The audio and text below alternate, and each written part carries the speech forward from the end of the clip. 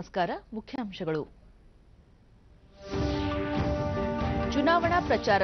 ತೆಲಂಗಾಣದಲ್ಲಿ ಇಂದು ಪ್ರಧಾನಿ ಸಾರ್ವಜನಿಕ ಸಭೆ. ನಾಳೆ ಮಧ್ಯಪ್ರದೇಶ, ಮಿಜೋರಾಂಗೆ ಮೊದಲ ಹಂತದ ಮತದಾನ. ಕೇಂದ್ರದ ಮುಖ್ಯ ಚುನಾವಣಾ ಆಯುಕ್ತರಾಗಿ ಸುನೀಲ್ ಕುಮಾರ್ ಅರೋರಾ ನೇಮಕ. ಡಿಸೆಂಬರ್ 2ರಂದು ಅಧಿಕಾರ ಸ್ವೀಕಾರ.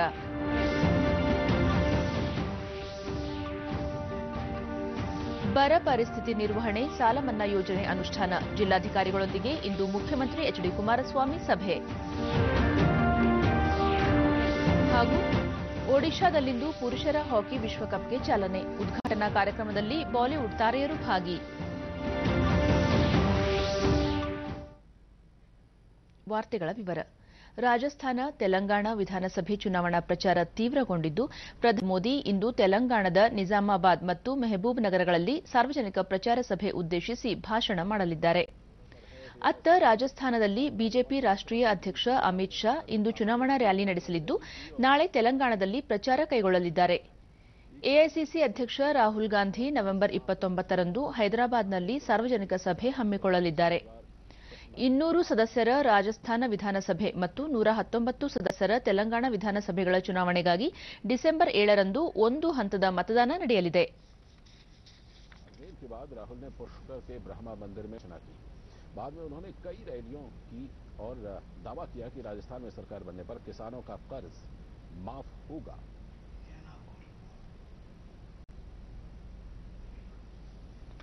ಮಧ್ಯಪ್ರದೇಶ ಮತ್ತು ಮಿಜೋರಾಂ ವಿಧಾನಸಭೆ ಚುನಾವಣೆಯ ಬಹಿರಂಗ ಪ್ರಚಾರ ಸಭೆಗೆ ನಿನ್ನೆ ತೆರೆ ಬಿದ್ದಿದ್ದು, ನಾಳೆ ಉಭಯ ರಾಜ್ಯಗಳಿಗೆ ಮೊದಲ ಹಂತದ ಮತದಾನ ಜರುಗಲಿದೆ.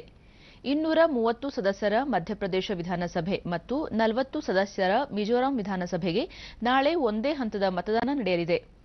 ಈಗಾಗಲೇ ಛತ್ತೀಸ್ಗಢ ವಿಧಾನಸಭೆ ಚುನಾವಣೆಗೆ 2 ಹಂತಗಳಲ್ಲಿ ಮತದಾನವಾಗಿದ್ದು, ಎಲ್ಲ 5 ರಾಜ್ಯಗಳ ಚುನಾವಣಾ ಫಲಿತಾಂಶ ಡಿಸೆಂಬರ್ 11ರಂದು ಪ್ರಕಟವಾಗಲಿದೆ.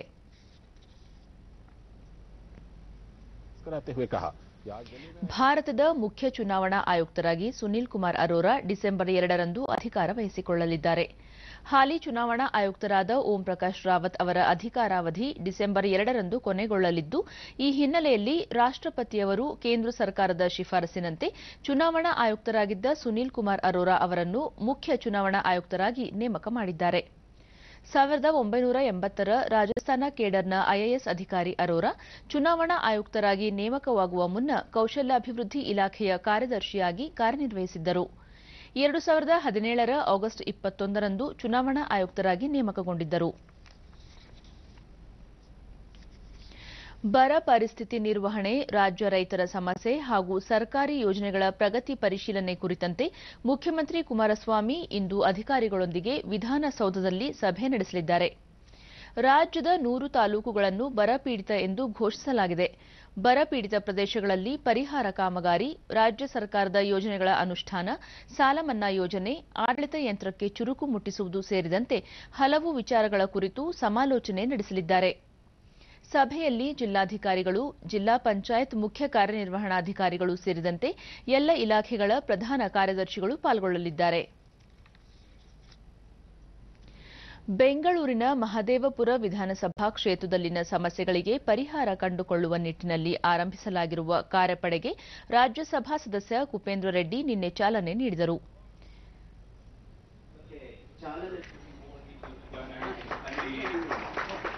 ಸಂಸದ ಪಿಸಿ ಮೋಹನ್, ಶಾಸಕ ಅರವಿಂದ ಲಿಂಬಾವಳಿ ಮತ್ತಿತರರು ಉಪಸ್ಥಿತರಿದ್ದರು. ಕುಪೇಂದ್ರ ರೆಡ್ಡಿ, ವಾಹನ ಚಾಲನೆಯಲ್ಲಿ ಶಿಸ್ತು ತಂದಾಗ ಮಾತ್ರ ನಗರದಲ್ಲಿ 90% ಸಂಚಾರ ದಟ್ಟಣೆ ತಡೆಯಲು ಸಾಧ್ಯ.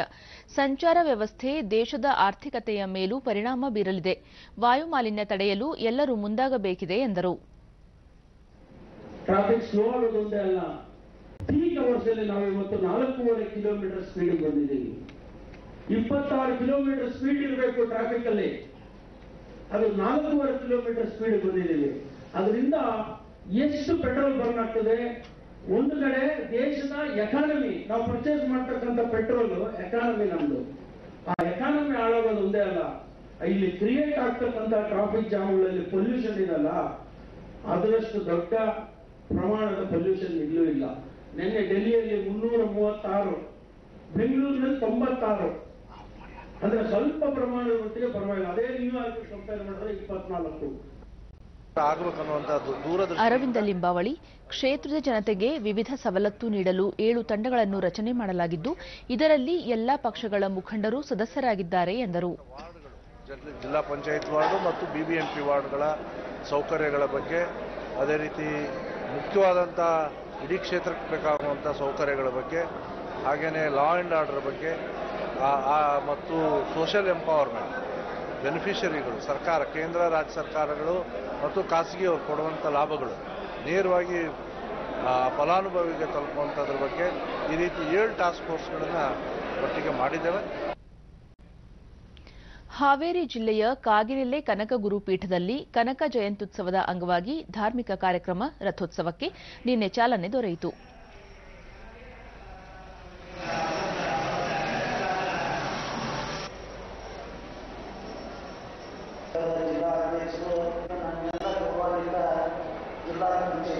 ಕಾಗಿನೆಲೆಯ ಪೀಠಾಧ್ಯಕ್ಷ ನಿರಂಜನಾನಂದಪುರಿ ಸ್ವಾಮೀಜಿ, ಸಂಸದ ಶಿವಕುಮಾರ್ ಉದಾಸಿ, ಮಾಜಿ ಸಚಿವ ಬಸವರಾಜ ಶಿವಣ್ಣನವರ್, ಶಾಸಕ ವಿರೂಪಾಕ್ಷಪ್ಪ ಬಳ್ಳಾರಿ, ಕಾಗಿನೆಲೆ ಅಭಿವೃದ್ಧಿ ಪ್ರಾಧಿಕಾರ ಆಯುಕ್ತ ಮಲ್ಲೇಶಪ್ಪ ಹೊರಪೇಟಿ ಸೇರಿದಂತೆ ಮತ್ತಿತರರು ಉಪಸ್ಥಿತರಿದ್ದರು.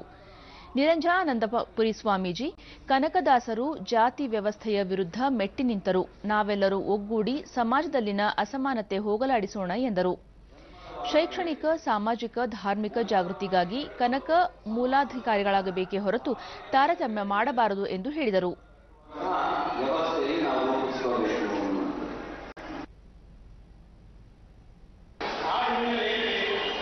ವಿರೂಪಾಕ್ಷಪ್ಪ ಬಳ್ಳಾರಿ, ಕನಕದಾಸರ ಜೀವನ ಮತ್ತು ಅವರು ನಡೆದ ಬಂದ ಹಾದಿ ಇಂದಿನ ಯುವ ಪೀಳಿಗೆಗೆ ಮಾರ್ಗದರ್ಶನವಾಗಿದೆ ಎಂದರು.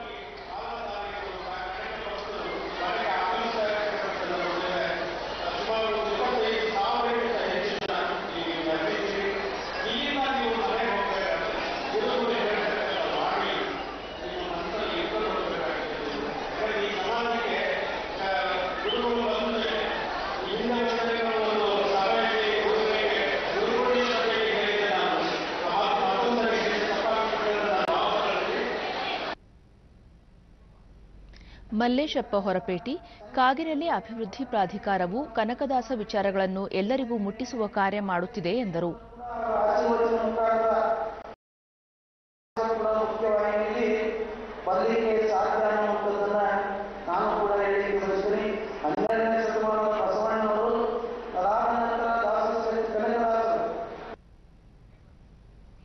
ಹದಿನೆಂಟನೇ ಅಖಿಲ ಭಾರತೀಯ ಬಿಎಸ್ಎನ್ಎಲ್ ಬಾಸ್ಕೆಟ್ಬಾಲ್ ಕೂಟ ಇಂದಿನಿಂದ ಆರಂಭವಾಗಲಿದೆ.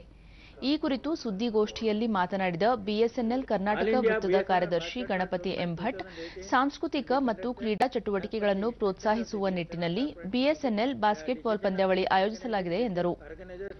ಬೆಂಗಳೂರಿನ ಬಸವೇಶ್ವರ ವೃತ್ತದಲ್ಲಿರುವ ಸ್ಪೋರ್ಟ್ಸ್ ಕಾಂಪ್ಲೆಕ್ಸ್ನಲ್ಲಿ ಇಂದಿನಿಂದ 3 ದಿನಗಳ ಕಾಲ ಬಾಸ್ಕೆಟ್ಬಾಲ್ ಪಂದ್ಯಾವಳಿ ನಡೆಯಲಿದ್ದು, ಕರ್ನಾಟಕ, ಒಡಿಶಾ, ಬಿಹಾರ, ತಮಿಳುನಾಡು, ಛತ್ತೀಸ್ಗಢ, ಉತ್ತರ ಪ್ರದೇಶ, ಕೇರಳ, ಪಶ್ಚಿಮ ಬಂಗಾಳ ಹಾಗೂ ಮಹಾರಾಷ್ಟ್ರ ತಂಡಗಳು ಕೂಟದಲ್ಲಿ ಭಾಗವಹಿಸಲಿವೆ ಎಂದು ಹೇಳಿದರು.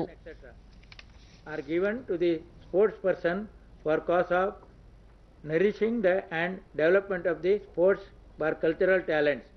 For encouraging sports personalities in Karnataka, KCSAB has given cash awards which was overdue from 10 to 12 years to the distinguished sports personalities.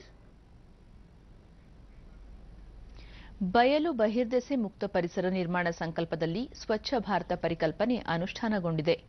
ಈ ಚಿಂತನೆಯನ್ನು ಬಾಗಲಕೋಟೆ ಜಿಲ್ಲೆ ಜಮಖಂಡಿ ತಾಲೂಕಿನ ಮೈಗೂರು ಗ್ರಾಮದ ನಿವಾಸಿಗಳು ಅಕ್ಷರಶಃ ಮೈಗೂಡಿಸಿಕೊಂಡಿದ್ದು, ರಾತ್ರಿ ವೇಳೆ ಊರಿನಲ್ಲಿ ಗಸ್ತು ತಿರುಗುತ್ತಾ ಬಯಲು ಶೌಚಕ್ಕೆ ಹೋಗುವ ಜನರಲ್ಲಿ ಜಾಗೃತಿ ಮೂಡಿಸಿ ವೈಯಕ್ತಿಕ ಶೌಚಾಲಯ ಬಳಸಲು ಪ್ರೇರೇಪಿಸಿದ್ದಾರೆ.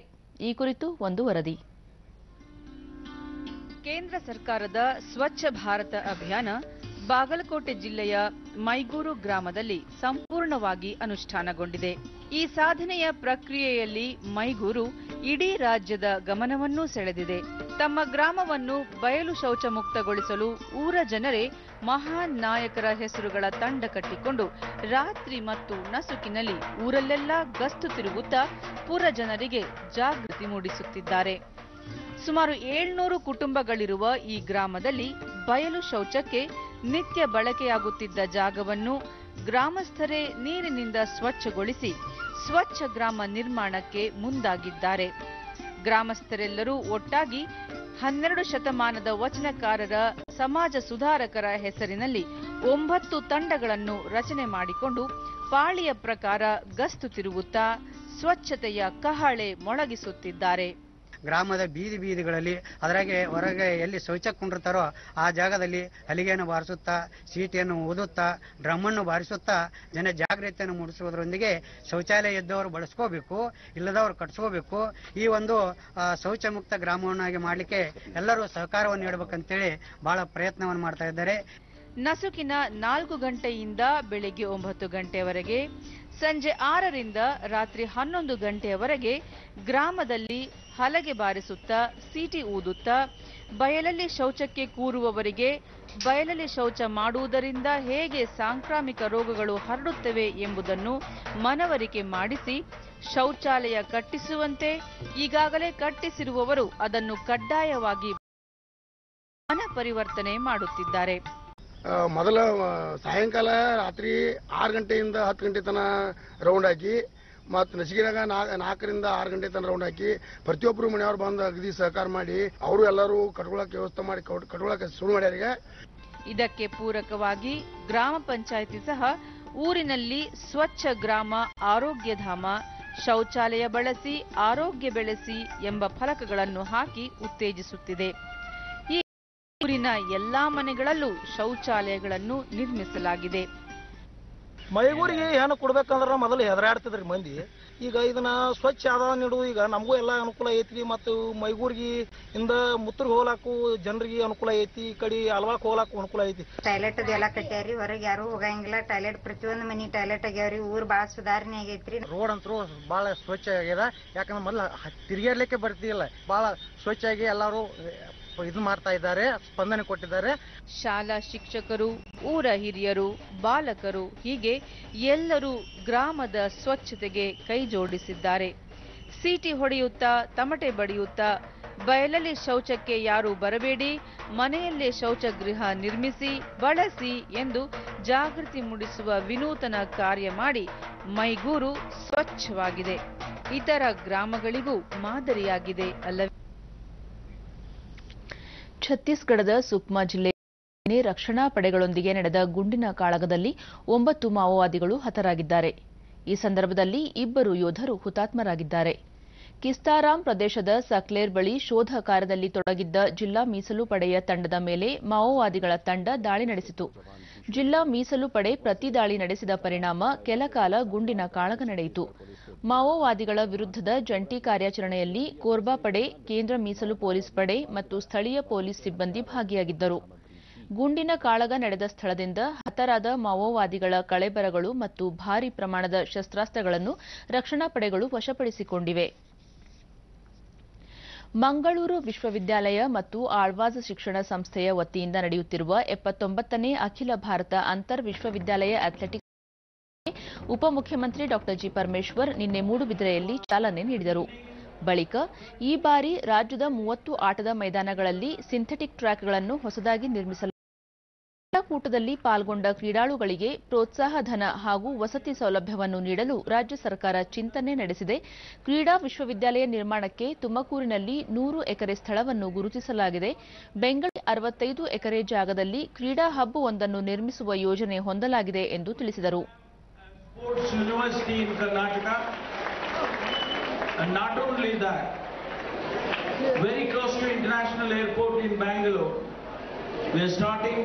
A sports hub in 65 acres, and that is also his brainchild. We are committed to sports activities. We encourage students who bring, or athletes who bring laurels to not only Karnataka, but we gave them cash prizes. Dakshina Kannada Lok Sabha ಕ್ಷೇತ್ರದ ಸಂಸದ ನಳಿನ್ ಕುಮಾರ್ ಕಟೀಲ್ ಕ್ರೀಡಾ ಜ್ಯೋತಿ ಸ್ವೀಕರಿಸಿದರು. ಕ್ರೀಡಾಪಟುಗಳ ಆಕರ್ಷಕ ಪಥಸಂಚಲನ ಹಾಗೂ ವಿವಿಧ ಕಲಾ ತಂಡಗಳ ಮೆರವಣಿಗೆ ಕ್ರೀಡಾಕೂಟದ ಚಾಲನೆಗೆ ಮೆರುಗು ನೀಡಿತ್ತು.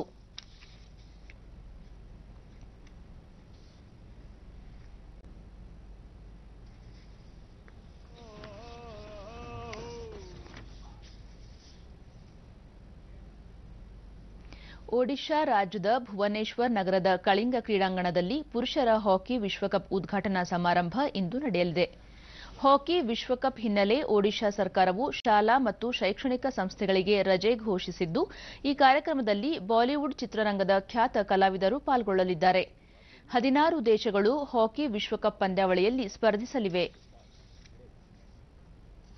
ಈಗ ಇಂದಿನ ಪತ್ರಿಕೆಗಳ ಇಣುಕು ನೋಟ. ಅಂಬಿ ಪಂಚಭೂತಗಳಲ್ಲಿ ಲೀನ, ಕರುನಾಡಿನ ಕಣ್ಣೀರ ವಿದಾಯ, ಅಂಬರಕ್ಕೆ ಅಮರಜ್ಯೋತಿ. ಮುಸ್ಲಿಂ ಸಂಪ್ರದಾಯದಂತೆ ಖಜರಿಸ್ತಾನದಲ್ಲಿ ಶರೀಫ್ ಅಂತ್ಯ ಸಂಸ್ಕಾರ. 53 ದಿನದಲ್ಲಿ 11 ರೂಪಾಯಿ ಇಳಿದ ಪೆಟ್ರೋಲ್, ಹಗುರವಾಯಿತು ತೈಲ ಭಾರ. ಛತ್ತೀಸ್ಗಢದಲ್ಲಿ ಆಪರೇಷನ್ ಪ್ರಹಾರ 4, 2 ಪೊಲೀಸರು ಹುತಾತ್ಮ, 9 ನಕ್ಸಲರ ಹತ್ಯೆಗೈದ ಭದ್ರತಾ ಪಡೆ. ಮಕ್ಕಳಿಗೆ ಬ್ಯಾಗ್ ಹೊರೆಯಿಂದ ಮುಕ್ತಿ, ರಾಜ್ಯ ಕೇಂದ್ರಾಡಳಿತ ಪ್ರದೇಶಗಳಿಗೆ ಕೇಂದ್ರ ಸರ್ಕಾರ ನಿರ್ದೇಶನ. ಇವು ಇಂದಿನ ಪತ್ರಿಕೆಗಳ ಪ್ರಮುಖ ಸುದ್ದಿ. ಉಳಿದಂತೆ ಭಾರತ ಚೀನಾ ಗಡಿ ಸಮಸ್ಯೆಗೆ ಪರಸ್ಪರ ಸಲಹೆ ಸೂಚನೆ, ಧೋವಲ್ ವಾಂಗಿ ಮಾತುಕತೆ ಫಲಪ್ರದ. ಕ್ಯಾನ್ಸರ್ ತಪಾಸಣೆಗೆ ಸಜ್ಜುಗೊಂಡ ಬಸ್, ಬಿಇಎಲ್ ನಿರ್ಮಾಣ, ಡಿಸೆಂಬರ್ ಅಂತ್ಯಕ್ಕೆ ಸಾರ್ವಜನಿಕರ ಸೇವೆಗೆ ಲಭ್ಯ.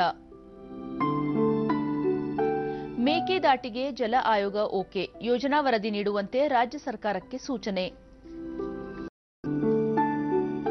ನಿಯಮ ಪಾಲಿಸದ ಟ್ರಾನ್ಸ್ಫರ್ ಅಮಾನ್ಯ, ಹೈಕೋರ್ಟ್. ವರ್ಗದಲ್ಲಿ ಮಾರ್ಗಸೂಚಿಯೇ ಪ್ರಧಾನ, ಸಿಎಂ ಮಾತು ಗೌಣ ಎಂದ ಕೋರ್ಟ್. ಪ್ರೊ ಕಬಡ್ಡಿ 6ನೇ ಆವೃತ್ತಿ ಯಶಸ್ಸು ಕಾಣುತ್ತಿರುವ ಕರ್ನಾಟಕದ ಏಕೈಕ ಆಟಗಾರ, ಕನ್ನಡಿಗ ಪ್ರಶಾಂತ್ ರೈ ಮಿಂಚಿನಾಟ. ಕೊನೆಯಲ್ಲಿ ಮತ್ತೊಮ್ಮೆ ಮುಖ್ಯಾಂಶಗಳು. ಚುನಾವಣಾ ಪ್ರಚಾರ. ತೆಲಂಗಾಣದಲ್ಲಿ ಇಂದು ಪ್ರಧಾನಿ ಸಾರ್ವಜನಿಕ ಸಭೆ. ನಾಳೆ ಮಧ್ಯಪ್ರದೇಶ, ಮಿಜೋರಾಂಗೆ ಮೊದಲ ಹಂತದ ಮತದಾನ. ಕೇಂದ್ರದ ಮುಖ್ಯ ಚುನಾವಣಾ ಆಯುಕ್ತರಾಗಿ ಸುನೀಲ್ ಕುಮಾರ್ ಅರೋರಾ ನೇಮಕ. ಡಿಸೆಂಬರ್ 2ರಂದು ಅಧಿಕಾರ ಸ್ವೀಕಾರ. ಬರ ಪರಿಸ್ಥಿತಿ ನಿರ್ವಹಣೆ, ಸಾಲ ಮನ್ನಾ ಯೋಜನೆ ಅನುಷ್ಠಾನ. ಜಿಲ್ಲಾಧಿಕಾರಿಗಳೊಂದಿಗೆ ಇಂದು ಮುಖ್ಯಮಂತ್ರಿ ಎಚ್ಡಿ ಕುಮಾರಸ್ವಾಮಿ ಸಭೆ. ಹಾಗೂ ಒಡಿಶಾದಲ್ಲಿಂದು ಪುರುಷರ ಹಾಕಿ ವಿಶ್ವಕಪ್ಗೆ ಚಾಲನೆ. ಉದ್ಘಾಟನಾ ಕಾರ್ಯಕ್ರಮದಲ್ಲಿ ಬಾಲಿವುಡ್ ತಾರೆಯರು ಭಾಗಿ. ನಮ್ಮ ಮುಂದಿನ ವಾರ್ತಾ ಪ್ರಸಾರ ಬೆಳಗ್ಗೆ 11 ಗಂಟೆಗೆ ಚಂದನದಲ್ಲಿ. ಈಗ ಶುಭೋದಯ ಕರ್ನಾಟಕ ಮುಂದುವರಿಯಲಿದೆ. ನಮಸ್ಕಾರ.